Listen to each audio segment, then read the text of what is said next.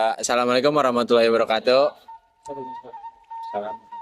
Sebelumnya terima kasih Ibu telah memberi kesempatan kepada kami dari perwakilan dari Pelita Bangsa pelajaran KWU untuk melakukan interview dan apa ding?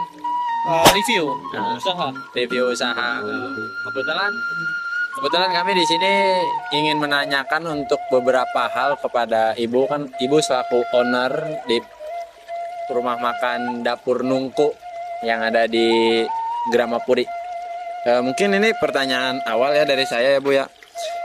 Yaitu upaya apa yang bisa dilakukan agar rumah makan ini bisa dikenal oleh masyarakat?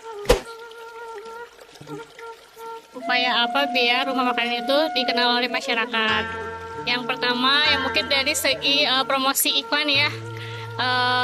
Dari sosmed, contohnya dari TikTok, YouTube dan lain sebagainya, dan juga moto-mot biasanya ya kalau kayak ke warga-warga gitu. Kalau enggak, kalau saya tuh biasanya suka undang yang sanggar senam, ibu-ibu senam. Nah untuk senam di sini, jadi mengenalkan langsung by offline-nya kayak gitu. Jadi saya undang ibu pengajian, terus yang sanggar senam gitu, saya panggil tiap sanggar untuk memperkenalkan rumah makan ini gitu untuk offline-nya. Kalau online-nya ya dari TikTok, saya undang-undang food blogger. Kita juga konten tiap hari, bikin konten supaya rumah makan ini tuh terkenal gitu.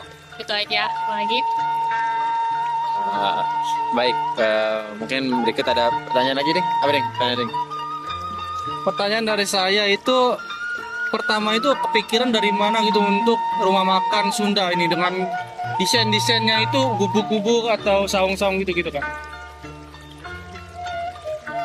Awal mulanya kepikiran untuk buka usaha Sunda, rumah makan Sunda itu awalnya suami itu kan suka kuliner ya. Nah kebetulan saya juga sama suami orang Sunda ya, yang saya orang Garut dan suami juga orang Ciamis. Nah kita pengen kan di sini jarang banget ya rumah makan yang bernuansa Sunda, bambu gitu kan. Dengan atap-atap pakai jerami gitu kan jarang. Nah makanya saya pengen ya menciptakan rumah makan Sunda di sini gitu. Sama mengenalkan masakan-masakan Sunda gitu ya. Apalagi? Cukup. Oh, lembar. Mungkin kalau pertanyaan dari saya ya, apakah lokasi yang dipilih ini cukup strategis atau ada kriteria tertentu dalam memilih lokasi pembuatan rumah makan ini? Untuk lokasi ya, kalau menurut saya untuk lokasi yang kedua ini kan yang kedua ya, awalnya kan dulu ini Puja Rasa ya. Puja Rasa itu awalnya ada di Serang Baru, di Jalan Provinsi. Kalau ini kan bukan Jalan Provinsi ya, jadi kita masuk ke perumahan gitu kan, ada agak macet juga gitu ya. Jadi menurut aku ini kayak kurang strategis. Awal buka ini kita juga belum ada pengalaman sama sekali di dunia kuliner ya, jadi kita masih coba-coba belajar gitu ya. Apa salahnya kita coba di sini, karena di sini kan banyak perumahan ya, sekitar 10 perumahan di sini ya, dan baru semua gitu, jadi kita coba di sini gitu.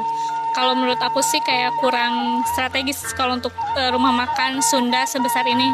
Jadi kalau saya belajar dari Galeri Mastery ya, Kuliner Mastery, katanya kalau misalkan dari awal itu di Jalan Provinsi, kita bukanya juga di Jalan Provinsi.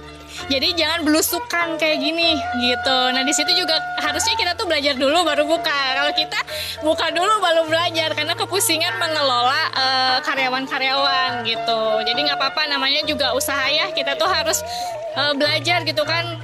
Kalau nggak gagal kita juga nggak bisa sukses ini misalkan gitu. Ya, jadi ini tuh kedua. RS Puja Rasa kedua, kita mau mencoba hal-hal yang baru gitu ya. Gimana caranya mempertahankan rumah makan ini gitu. Kan ini ada sekitar 5 tahun ya ininya sewanya. Kan kita baru 2 tahun di sini ya. Untuk Puja Rasa bakso juga kemarin itu cukup lumayan bagus ya. Cuman mungkin kesini karena banyaknya persaingan gitu ya. Jadinya ya kita coba lagi, improve lagi ke nama baru gitu, muka baru, dan orang lain juga kan pengen coba karena ini mungkin ownernya beda padahal sama aja gitu. Jadi kayak cuman permainan ini aja sih, ya gitu. Baik, mungkin pertanyaan dari teman saya yang sebelah. Mungkin kalau dari saya hanya menanyakan kepada siapa target pelanggan utamanya di sini. Apakah pekerja dari luar istirahat ke sini atau keluarga makan bareng-bareng ke sini, dan paling banyak nih dari daerah lokal atau luar kota atau wisatawan yang ke sini. Untuk target rumah makan Warung Nungku itu saya lebih ke family, lebih ke keluarga ya, sama ke yang kerja. Jadi misalkan biasanya kan kalau kayak bulan puasa atau hari-hari bulan puasa suka nyari tempat-tempat yang besar ya, bukber untuk space yang besar gitu. Nah untuk targetnya sih lebih ke keluarga karena kita masakan Sunda ya gitu. Terus apa lagi tuh? Namanya kebanyakan nih dari daerah. Oh kebanyakan dari sini asli sih, dari sini nggak dari yang jauh, kecuali kalau misalkan ketemunya dari TikTok baru tuh yang jauh-jauh. Saya tahu ini dari TikTok gitu, jangan jauh-jauh belusukan ke sini. Ada sih pernah ibu-ibu sampai saya tuh belusukan pakai motor, kan jalan juga lagi diperbaiki ya katanya. Lihat di TikTok gitu kan, paling gitu sih.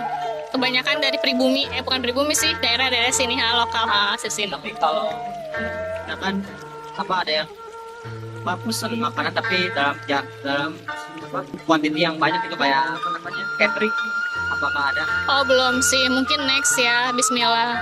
Soalnya manajemennya juga kita masih meraba-raba gitu, masih mencoba-coba gitu, masih belajar. Gimana? Itu aja. Baik, terima kasih Kak atas waktunya.